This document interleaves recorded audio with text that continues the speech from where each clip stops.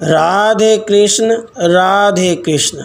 श्रीमद् भगवत गीता के पहले अध्याय का महात्म्य। श्री पार्वती जी ने कहा, हे भगवान, आप सब तत्वों के ज्ञाता हैं। आपकी कृपा से मुझे श्री विष्णु संबंधी नाना प्रकार के धर्म सुनने को मिले, जो समस्त लोक का उद्धार करने वाले हैं। देवेश, अब मैं गीता का महात्म्य सुनना चाहती हूँ, जिसका श्रवण करने से श्री हरि में भक्ति बढ़ती है। श्री महादेव जी बोले, जिनका श्री विग्रह अलसी के फूल की भांति श्याम वर्ण का है, पक्षीराज गरुड़ ही जिनके वाहन हैं, जो अपनी महिमा से कभी च्युत नहीं होते, शेषनाग की शैया पर शयन करते हैं, उन भगवान महाविष्णु की हम उपासना करते हैं।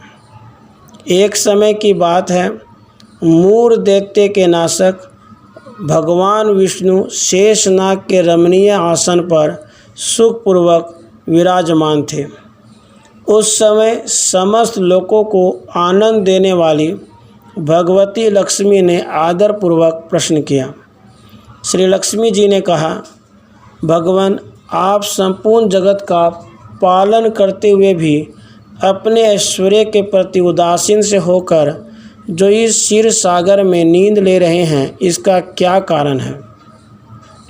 श्री भगवान बोले, सुमुखी, मैं नींद नहीं लेता, अपितु तत्व का अनुसरण करने वाली अंतर्दृष्टि के द्वारा अपने ही माहेश्वर तेज का साक्षात्कार कर रहा हूँ। हे देवी, यह वही तेज है जिसका योगी पुरुष कुशाग्र बुद्धि के द्वारा अपने अंतःकरण में दर्शन करते हैं, तथा जिसे मीमांसक विद्वान वेदों का सार तत्व निश्चित करते हैं। वह माहेश्वर तेज एक अजर प्रकाश स्वरूप आत्मरूप, रोग शोक से रहित, अखंड आनंद का पुंज, निष्पन्न तथा द्वैत रहित है। इस जगत का जीवन उसी के अधीन है, मैं उसी का अनुभव करता हूँ। हे देवेश्वरी, यही कारण है कि मैं तुम्हें नींद लेता सा प्रतीत हो रहा हूँ। श्री लक्ष्मी जी ने कहा, हे हर्षिकेश, आप ही योगी पुरुषों के ध्येय हैं। आपके अतिरिक्त भी कोई ध्यान करने योग्य तत्व है? यह जानकर मुझे बड़ा कौतूहल हो रहा है। इस चराचर जगत की सृष्टि और संहार करने वाले स्वयं आप ही हैं। आप सर्वसमर्थ हैं। इस प्रकार की स्थिति में होकर भी यदि आप उस परम तत्व से भिन्न हैं, तो मुझे भी उसका बोध कराइए। श्री भगवान बोले, प्रिय, आत्मा का स्वरूप द्वैत और अद्वैत से पृथक, भाव अभाव से मुक्त, आदि अंत से रहित है। शुद्ध ज्ञान के प्रकाश से उपलब्ध होने वाला परमानंद स्वरूप होने के कारण एकमात्र सुंदर है। यही मेरा ईश्वरीय रूप है। आत्मा का एकत्व ही सबके द्वारा जानने योग्य है। गीता शास्त्र में इसी का प्रतिपादन हुआ है। अमित तेजस्वी भगवान विष्णु के ये वचन सुनकर लक्ष्मी देवी ने शंका उपस्थित करते हुए कहा, हे भगवान, यदि आपका स्वरूप स्वयं परमानंदमय और मन वाणी के पहुँच के बाहर है, तो गीता कैसे उसका बोध कराती है? मेरे इस संदेह का आप निवारण कीजिए। श्री भगवान बोले, सुंदरी, सुनो, मैं गीता में अपनी स्थिति का वर्णन करता हूँ। क्रमशः 5 अध्यायों को तुम 5 मुख जानो, 10 अध्यायों को 10 भुजाएं समझो, 1 अध्याय को उदर और 2 अध्यायों को दोनों चरण कमल जानो। इस प्रकार यह 18 अध्यायों की वांगमय ईश्वरीय मूर्ति ही समझनी चाहिए। यह ज्ञान मात्र से ही महान पातकों का नाश करने वाली है। जो उत्तम बुद्धि वाला पुरुष गीता के 1 या आधे अध्याय का अथवा 1 आधे या चौथाई श्लोक का भी प्रतिदिन अभ्यास करता है, वह सुशर्मा के समान मुक्त हो जाता है। श्री लक्ष्मी जी ने पूछा, देव, सुशर्मा कौन था, किस जाति का था और किस कारण से उसकी मुक्ति हुई? श्री भगवान बोले, प्रिय, सुशर्मा बड़ी खोटी बुद्धि का मनुष्य था। पापियों का तो वह शिरोमणि ही था। उसका जन्म वैदिक ज्ञान से शून्य क्रूरतापूर्ण कर्म करने वाले ब्राह्मणों के कुल में हुआ था। वह न ध्यान करता था, न जप, न होम करता था, न तिथियों का सत्कार। वह लंपट होने के कारण सदा विषयों के सेवन में ही आसक्त रहता था। हल जोतता और पत्ते बेचकर जीविका चलाता था। उसे मदिरा पीने का व्यसन था। वह मांस भी खाया करता था। इस प्रकार उसने अपने जीवन का दीर्घकाल व्यतीत कर दिया। एक दिन मूढ़ बुद्धि सुशर्मा पत्ते लाने के लिए किसी ऋषि की वाटिका में घूम रहा था। इसी बीच में काल रूपी काले सांप ने उसे डस लिया। सुशर्मा की मृत्यु हो गई। उसके बाद वह अनेक नरकों में जा वहाँ की यातनाएं भोगकर मर्त्य लोक में लौट आया और यहाँ बोझ ढोने वाला बैल हुआ। उस समय किसी पंगु ने अपने जीवन को आराम से व्यतीत करने के लिए उसे खरीद लिया। बैल ने अपनी पीठ पर पंगु का भार ढोते हुए बड़े कष्ट से 7-8 वर्ष बिताए। एक दिन पंगु ने किसी ऊंचे स्थान पर बहुत देर तक बड़ी तेजी के साथ उस बैल को घुमाया।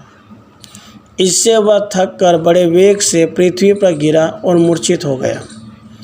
उस समय वहाँ कुतूहलवश आकृष्ट हो बहुत से लोग एकत्रित हो गए। उस जन समुदाय में से किसी पुण्य आत्मा व्यक्ति ने उस बैल का कल्याण करने के लिए उसे अपना पुण्य दान किया। तत्पश्चात कुछ दूसरे लोगों ने भी अपने अपने पुण्यों को याद करके उन्हें उसके लिए दान किया। उस भीड़ में एक वेश्या भी खड़ी थी।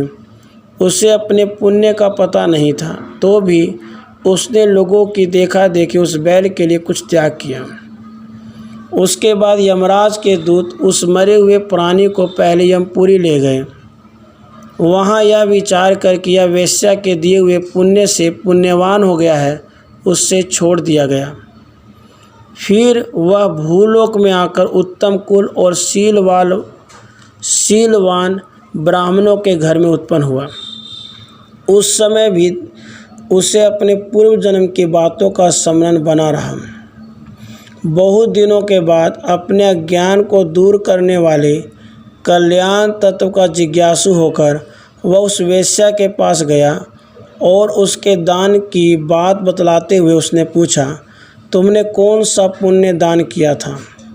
वेश्या ने उत्तर दिया, वह पिंजरे में बैठा हुआ तोता प्रतिदिन कुछ पढ़ता है, उससे मेरा अंतःकरण पवित्र हो गया है, उसी का पुण्य मैंने तुम्हारे लिए दान किया था। उसके बाद उन दोनों ने तोते से पूछा। तब उस तोते ने अपने पूर्व जन्म का स्मरण करके प्राचीन इतिहास कहना आरंभ किया। सुख बोला, पूर्व जन्म में मैं विद्वान होकर भी विद्वता के अभिमान से मोहित रहता था।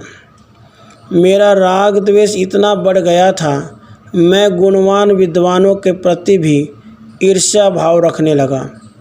फिर समयानुसार मेरी मृत्यु हो गई और मैं अनेकों घृणित लोकों में भटकता फिरा। उसके बाद इस लोक में आया।